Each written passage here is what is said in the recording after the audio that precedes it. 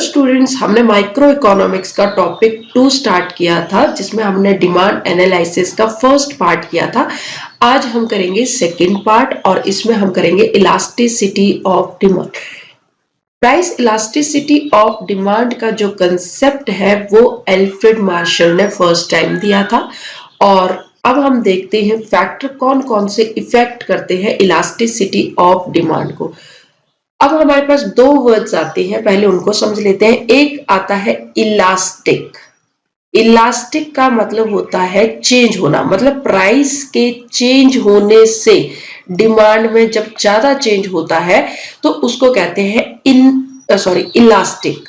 और in elastic का मतलब होता है जब प्राइस में चेंज होगा तो उसकी वजह से डिमांड में बहुत कम चेंज होगा तो उसको क्या कहते हैं, इन इलास्टिक, या बहुत कम चेंज होना या फिर नो चेंज होना तो उसको क्या कहते हैं, इन इलास्टिक। अब कौन कौन से फैक्टर्स होते हैं, तो सबसे पहला फैक्टर हमारे पास आता availability and closeness of substitute. एक गुड के जितने ज्यादा क्लोज सब्स्टिट्यूट होंगे उनकी डिमांड उतनी ही ज्यादा इलास्टिक होगी। और अगर क्लोज सब्स्टिट्यूट है ही नहीं तो मतलब हम डिमांड चेंज ही नहीं कर सकते, प्राइस जितना मर्जी चेंज हो तो क्लोज सब्स्टिट्यूट ना होने पे डिमांड जो है वो इन इलास्टिक डिमांड होगी। उसके बाद एडजस्टमेंट टाइम, जितना टाइम पीरियड ज्यादा होगा हम उतनी ही ज्यादा एडजस्टमेंट्स कर सकते हैं डिमांड में। इसकी वजह से लॉन्गर टाइम पीरियड में डिमांड जो है ज्यादा इलास्टिक होगी, हाईली इलास्टिक डिमांड होगी। और इसका उल्टा क्या हो जाएगा, जितना शॉर्टर पीरियड होगा उतना ही डिमांड जो है लेस इलास्टिक या इन इलास्टिक होगी। उसके बाद आता है लग्जरीज वर्सेस नेसेसिटीज। अब लग्जरीज गुड्स के लिए जो डिमांड है वो हाईली इलास्टिक होगी, क्योंकि लग्जरी गुड्स के जब प्राइसेस ज्यादा, थोड़े से भी ज्यादा बढ़ेंगे तो हम डिमांड बहुत कम कर देंगे। बट नेसेसिटीज के लिए प्राइसेस के कम या ज्यादा होने से ज्यादा फर्क नहीं पड़ेगा डिमांड में। हमने जो चीज खरीदनी है, जो जरूरी चीज है वो खरीदनी ही खरीदनी है, मतलब प्राइसेस के कम होने या ज्यादा होने से ज्यादा इफेक्ट नहीं होता है। तो नेसेसिटीज के लिए जो इलास्टिसिटी ऑफ डिमांड होती है वो इन इलास्टिक होती है या लो इलास्टिक होती है। Cost relative to total income. Higher the cost of the good relative to total income of the consumer, more will be the price elasticity of demand. Next आता है number of uses of the purchased commodity. जितने ज्यादा uses होंगे एक commodity के उतनी ही demand highly elastic होगी, और जितने कम यूजेस में उसको यूज किया जाएगा उतनी ही डिमांड जो है इन इलास्टिक या लेस इलास्टिक डिमांड होगी। उसके बाद आता है प्राइस लेवल। एक चीज के जितने ज्यादा प्राइसेस हाई होते चलेंगे उसकी डिमांड जो है उतनी ही इलास्टिक होगी, हाईली इलास्टिक होगी। और जितने प्राइसेस लो होंगे, if it is low the price elasticity of demand is inelastic. Next आता है हमारे पास types of elasticity of demand. तीन तरह की इलास्टिसिटी ऑफ डिमांड होती है। फर्स्ट आता है price elasticity of demand.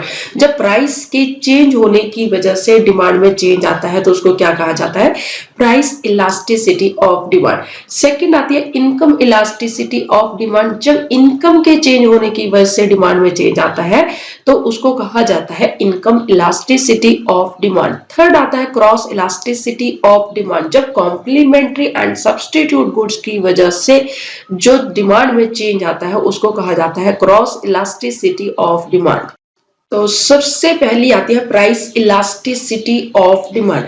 Price elasticity of demand हमें यह बताती है कि प्राइस के चेंज होने की वजह से डिमांड में कितना चेंज आ रहा है, that is known as price elasticity of demand. और प्राइस इलास्टिसिटी ऑफ डिमांड का हमारे पास फॉर्मूला क्या होगा, elasticity of demand is equal to percentage change in quantity demanded divided by percentage change in price. या फिर हम इसको ऐसे भी लिख सकते हैं, elasticity of demand percentage change in quantity demanded को हम कैसे लिखेंगे, change in quantity demanded divided by quantity demanded into 100। तो ये क्या हो जाएगा, percentage change in quantity demanded. और उसके बाद परसेंटेज चेंज इन प्राइस को हम ऐसे भी लिख सकते हैं, change in price divided by price into 100। तो ये हम किसी भी तरीके से जो है इसको लिख सकते हैं, बट मेन फॉर्मूला जो हमारा बनता है वो यही है, percentage change in quantity demanded divided by percentage change in price. अब मेथड कौन कौन से हैं प्राइस इलास्टिसिटी ऑफ डिमांड को मेजर करने के? तो हमारे पास तीन मेथड आते हैं।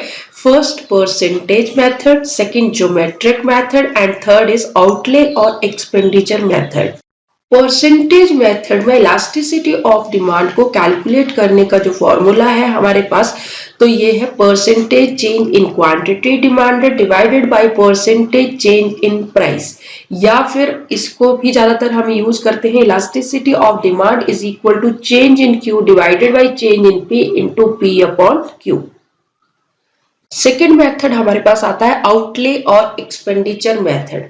आउटले या एक्सपेंडिचर, जो अगर कंज्यूमर का जो एक्सपेंडिचर होता है वो सेलर का क्या होगा, रेवेन्यू होगा। जब किसी गुड के प्राइस चेंज होंगे तो रेवेन्यू, जो टोटल रेवेन्यू होगा उसमें भी चेंज आएगा। चेंज इन टोटल रेवेन्यू जो है डिपेंड करता है प्राइस इलास्टिसिटी ऑफ डिमांड के ऊपर।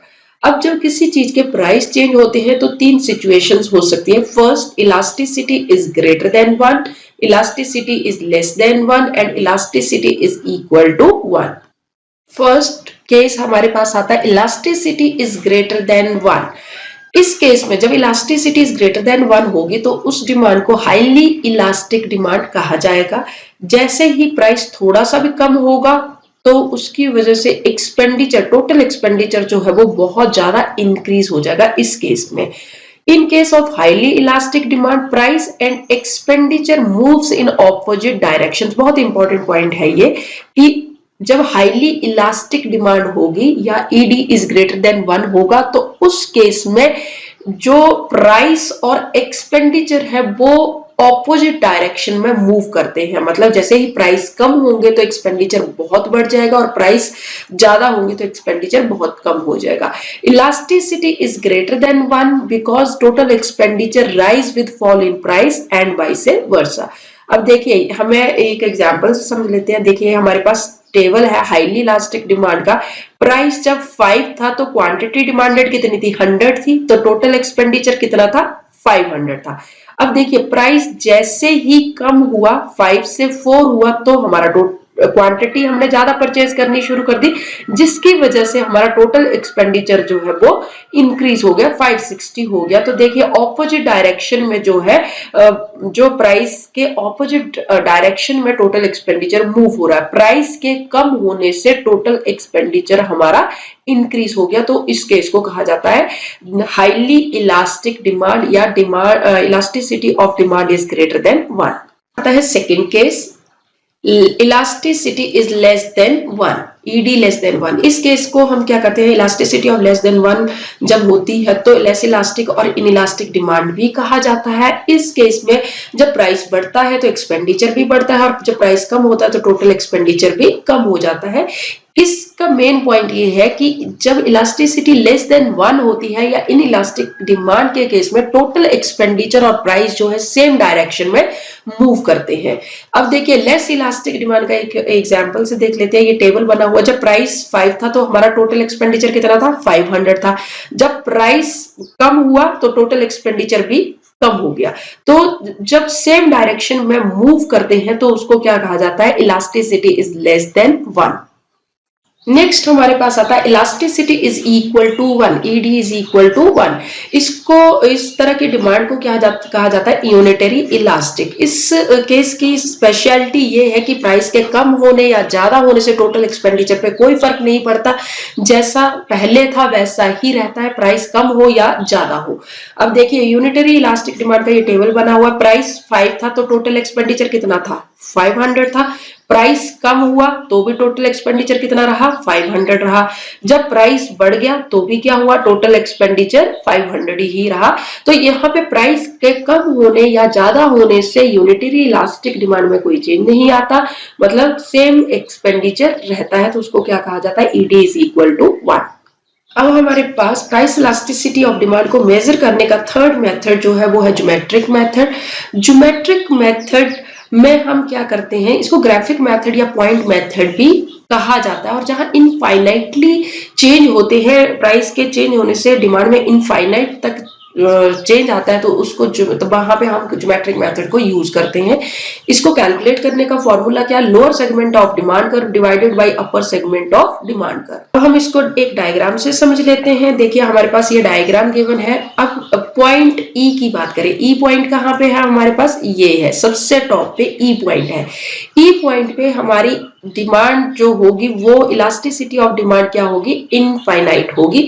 और इनफाइनाइट कैसे होगी, देखिए हमने क्या कहा, हमारा फॉर्मूला क्या होगा, lower segment divided by upper segment of the demand curve. अब लोअर सेगमेंट यहाँ पे क्या है, ई से लेके डी तक। देखिए लोअर सेगमेंट क्या हो जाएगा इस डिमांड कर्व में, ई पॉइंट, ई से लेके पॉइंट डी, सबसे नीचे है पॉइंट डी यहां तक, तो ई डी। और अपर सेगमेंट क्या हो जाएगा, यहाँ पे ई से ऊपर तो कुछ है ही नहीं तो जीरो। और जब किसी चीज को जीरो से डिवाइड किया जाता है तो वहां पे रिजल्ट क्या आता है, इनफाइनाइट।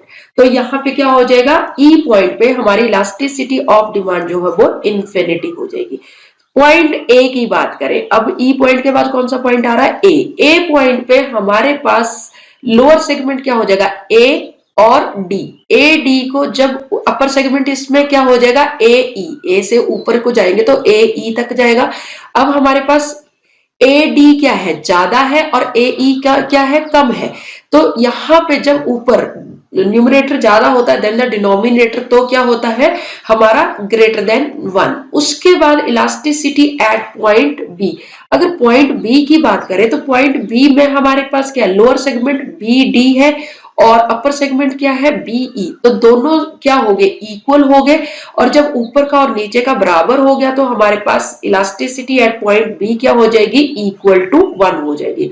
उसके बाद पॉइंट सी की बात करें तो पॉइंट सी में क्या होगा, पॉइंट सी में देखिए हमारे पास पॉइंट सी में लोअर सेगमेंट क्या हो जाएगा, सी डी, और अपर सेगमेंट क्या हो जाएगा, सी से लेके ई तक, सी से लेके ई तक। इसका मतलब लोअर सेगमेंट ज्यादा हो गया और अपर सेगमेंट कम हो गया, तो इलास्टिसिटी क्या हो जाएगी, लेस देन 1 हो जाएगी। इसी तरह से अगर हम अगला पॉइंट देखें, इलास्टिसिटी एट पॉइंट डी, तो पॉइंट डी में क्या है, लोअर सेगमेंट डी से नीचे तो कुछ है ही नहीं, जीरो हो जाएगा। और अपर सेगमेंट डी से लेकर ऊपर ई तक आ जाएगा, तो डी ई। जीरो को किसी चीज से जब डिवाइड किया जाता है तो आंसर क्या आ जाता है, जीरो ही आ जाता है। तो इसलिए ये देखिए हमारे इन डिमांड कर्व गिवन है, इस डिमांड कर्व पे हमारे ज्योमेट्रिक मेथड से जब हमने इलास्टिसिटी को मेजर किया तो पॉइंट ई पे इनफाइनाइट है, ए पॉइंट पे ग्रेटर देन 1, बी पॉइंट पे इक्वल टू 1, सी पॉइंट पे less than 1 and D point पे क्या है, ई इज इक्वल टू 0। एक ही डिमांड कर्व पे हमने डिफरेंट डिग्रीज जो है वो मेजर कर ली इस मेथड से, ज्योमेट्रिक मेथड से। अब आ जाते हैं हमारे पास नेक्स्ट टॉपिक पे, the 5 different magnitude of elasticity of demand are, first is perfectly inelastic demand। perfectly in, देखिए यहाँ पे क्या वर्ड लग रहा है, परफेक्ट साथ में लग रहा है। तो जहां परफेक्ट आ जाता है तो परफेक्टली इनइलास्टिक होगी या परफेक्टली इलास्टिक होगी। जब और परफेक्ट वर्ड लग जाएगा तो हमारी इन्फिनिटी होगी या जीरो होगी। तो जब परफेक्टली इनइलास्टिक है तो यहाँ पे इक्वल टू 0 हो जाएगी इलास्टिसिटी ऑफ डिमांड। ये वो सिचुएशन होती है जहां पे प्राइस के कम होने या ज्यादा होने से डिमांड में कोई भी चेंज नहीं आएगा, मतलब बिल्कुल भी चेंज नहीं आएगा। प्राइस चाहे बहुत ज्यादा हो जाए या बहुत कम हो जाए, डिमांड हमारी सेम रहेगी। तो देखिए डायग्राम है हमारे पास, प्राइस जब P था तो क्वांटिटी Q थी। अब हमारे पास प्राइस बढ़ के क्या हो गया, P1 हो गया, तब भी डिमांड में कोई चेंज नहीं आया। और इस केस में डिमांड कर्व जो है वो वर्टिकल होगा, मतलब यहाँ पे बिल्कुल भी चेंज नहीं आ रहा है। और परफेक्टली इन इलास्टिक डिमांड कहाँ पे होगी, इन case of essential things like saving drugs. तो यहाँ पे हमारे पास परफेक्टली इन इलास्टिक डिमांड में हमारा जो इलास्टिसिटी ऑफ डिमांड होगी वो 0 होगी। अब दूसरा आता है हमारे पास इन इलास्टिक। पीछे हमने कौन सा किया, परफेक्टली इन इलास्टिक। देखिए यहाँ पे इन इलास्टिक है, परफेक्ट वर्ड नहीं लग रहा है। तो यहाँ पे हमारी इन इलास्टिक डिमांड का मतलब लेस इलास्टिक। यहाँ पे प्राइस के चेंज होने से डिमांड में चेंज आएगा बट बहुत कम चेंज आएगा। मतलब प्राइस तो बहुत ज्यादा चेंज होंगे बट डिमांड में कम चेंज आएगा। और ये नेसेसिटीज में होता है, लाइक फूड मेडिसिन, प्राइस के बढ़ने या कम होने से ज्यादा इफेक्ट नहीं आता। जो हमने चीज जितनी परचेज करनी है उतनी ही परचेज करेंगे, थोड़ी बहुत कम या ज्यादा कर सकते हैं। तो यहाँ पे coefficient of elasticity is greater than 1 what less than greater than 0 what less than 1 होगा। अब देखिए यहाँ पे डायग्राम में प्राइस पहले कितना था हमारे पास, P पे डिमांड कितनी थी, ये Q थी, और जब प्राइस तो बहुत ज्यादा चेंज हो रहा है, देखिए P से P1 में कितना डिफरेंस आ रहा है, बट क्वांटिटी डिमांडेड में बहुत कम चेंज आ रहा है। क्यू से थोड़ा सा ही बढ़ के प्राइस तो ज्यादा चेंज हुआ बट क्वांटिटी डिमांडेड में ज्यादा चेंज नहीं आया, और इस केस में डिमांड कर्व की जो शेप होगी वो स्टीपर होगी, स्टीपर। अब देखिए प्राइस तो यहां से लेके यहां तक चेंज हो रहा है, प्राइस तो इतना, मतलब यहाँ P से लेके P1 बहुत ज्यादा चेंज हुआ, बट क्वांटिटी डिमांडेड में बहुत कम चेंज आया, तो ये हमारा स्टीपर हो गया। तो ये जो है हमारा डिमांड कर्व इस केस में क्या होगा, स्टीपर होगा in case of inelastic demand. Next हमारे पास आता है unitary elastic demand E is equal to 1। इस डिमांड कर्व को रेक्टेंगुलर हाइपरबोला भी कहा जाता है। इसमें जितना प्राइस में चेंज होगा उतना ही क्वांटिटी डिमांडेड में चेंज होगा, ज्यादा नहीं होगा ना कम होगा, मतलब जितना प्राइस, अगर प्राइस 5 से कम होगा तो क्वांटिटी डिमांडेड भी कितना 5 से ही इंक्रीज होगी। अब यहाँ पे देखिए P यहाँ पे प्राइस था तो हमारे डिमांड कितनी थी, Q थी। अब प्राइस कितना P से P1 हुआ, और तो क्वांटिटी डिमांडेड भी जितना प्राइस में चेंज आ रहा है उतना ही क्वांटिटी डिमांडेड में भी चेंज आ रहा है, सेम प्रोपोर्शन से चेंज आ रहा है। तो इसको क्या कहते हैं, यूनिटरी इलास्टिक डिमांड या ED इज इक्वल टू 1। जब सेम प्रोपोर्शन में चेंज आता है प्राइस और क्वांटिटी डिमांडेड में तो elasticity of demand is equal to 1 होगी। अब नेक्स्ट आता है इलास्टिक डिमांड, इसको ED ग्रेटर देन 1 भी कहा जाता है, और ये तब होती है जब जो चीजें होती है वो प्राइस के चेंज को लेके बहुत ज्यादा सेंसिटिव होती है, मतलब प्राइस तो थोड़ा सा कम होगा मगर डिमांड में बहुत चेंज आ जाएगा, ये लग्जरी गुड्स के केस में होता है। और यहाँ पे देखिए प्राइस, ये डायग्राम में P से P1 थोड़ा सा प्राइस में चेंज हुआ, बट देखिए डिमांड में कितना ज्यादा चेंज आ रहा है, Q से Q1 में कितना जो गैप है। तो ये हमारे पास जब प्राइस के थोड़ा सा कम होने से डिमांड में बहुत ज्यादा चेंज आता है तो इलास्टिसिटी इज ग्रेटर देन 1 होगी। और यहाँ पे डिमांड कर्व जो है इन case of highly elastic demand flatter curve होगा, यहाँ पे फ्लैटर कर्व है, देखिए फ्लैट हो रहा है, उसमें क्या था स्टीप था, बिल्कुल नीचे की तरफ था, और यहाँ पे फ्लैट होगा। अब नेक्स्ट आ गया परफेक्टली इलास्टिक डिमांड। परफेक्ट फिर से आ गया, देखिए वर्ड परफेक्ट साथ में लगा हुआ है। इलास्टिक डिमांड, यहाँ पे डिमांड जो है इनफाइनाइट तक जाएगी। ये वो सिचुएशन होती है जब प्राइस के थोड़ा सा चेंज होने से डिमांड में बहुत ज्यादा चेंज आ जाता है, या तो ज्यादा सा प्राइस हाई हुआ तो डिमांड 0 तक चली जाएगी, और प्राइस थोड़ा सा कम हुआ तो डिमांड जो है वो इनफाइनाइट तक चली जाएगी। तो देखिए यहाँ पे ये प्राइस, ये हमारा ये P है, और डिमांड में बहुत ज्यादा चेंज हो रहा है Q1 Q2, और यहाँ पे इन्फिनिटी तक जो है डिमांड जाएगी। तो हमारे पास इस केस में परफेक्टली इलास्टिक डिमांड के केस में जो डिमांड कर्व होगा वो कैसे होगा, पैरेलल टू एक्स एक्सिस होगा। Difference between point elasticity and arc elasticity, percentage formula जब हम अप्लाई करते हैं तो किस केस में करते हैं, पॉइंट इलास्टिसिटी ऑफ डिमांड के केस में करते हैं। और पॉइंट इलास्टिसिटी में जो हमारी डिमांड होती है वो इनफाइनाइट चेंज तक जाती है, मतलब प्राइस के चेंज होने से या तो इन्फिनिटी तक चली जाएगी या फिर 0। देखिए हमने ये किया था डिमांड कर्व, एक ही सिंगल पॉइंट पे यहाँ पे डिग्री को इलास्टिसिटी को मेजर किया जाता है। यहाँ पे क्या थी, इलास्टिसिटी इन्फिनिटी थी, यहाँ पे क्या थी, इलास्टिसिटी बीच में इक्वल टू 1 थी, यहाँ पे इलास्टिसिटी क्या थी, 0 थी, यहाँ सबसे नीचे वाले पॉइंट पे। तो यहाँ पे सिंगल पॉइंट पे हमारी जो इलास्टिसिटी है उसको मेजर किया जाता है इन केस ऑफ पॉइंट इलास्टिसिटी। और यहाँ पे जो चेंज होगा वो 0 टू इनफाइनाइट तक हो सकता है इन केस ऑफ पॉइंट इलास्टिसिटी। पर क्या होगा अगर हमें 2 पॉइंट के बीच में डिग्री को मेजर करना हो, मतलब यहाँ पे तो सिंगल पॉइंट पे A B C D E हमने जैसे पिछले ज्योमेट्रिक मेथड में किया जिसको पॉइंट मेथड भी कहा जाता है, वहां पे हम सिंगल पॉइंट पे जो इलास्टिसिटी है उसको मेजर कर रहे थे। बट अगर हमें 2 पॉइंट के बीच में डिग्री को मेजर करना हो तो फिर क्या होगा, उस टाइम पे हम किस मेथड को यूज करते हैं, हम करते हैं आर्क इलास्टिसिटी मेथड को यूज करते हैं।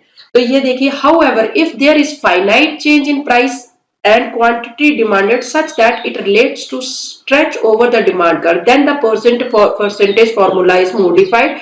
It is called arc elasticity. Arc elasticity defined as the price elasticity of demand between 2 points on the demand curve. Point elasticity में सिंगल पॉइंट पे हम डिग्री को मेजर कर रहे थे, बट जब हमें 2 पॉइंट के बीच में इलास्टिसिटी को मेजर करना हो तो हमें आर्क इलास्टिसिटी मेथड को यूज किया जाता है। तो इसका क्या फॉर्मूला होगा, हमारे पास elasticity of demand is equal to change in Q upon change in P into P1 plus P2 divided by Q1 plus Q2। अब हमें दो मेथड, हमारे पॉइंट और आर्क में हमें क्या मेन डिफरेंस पता चला। पॉइंट मेथड में हम सिंगल पॉइंट पे, बट आर्क में हम 2 पॉइंट के बीच में इलास्टिसिटी को मेजर करते हैं। और पॉइंट मेथड में जो हमारी इलास्टिसिटी होती है वो इनफाइनाइट चेंज तक जाती है, बट जब फाइनाइट चेंज होगा तो वो आर्क इलास्टिसिटी से मेजर किया जाता है।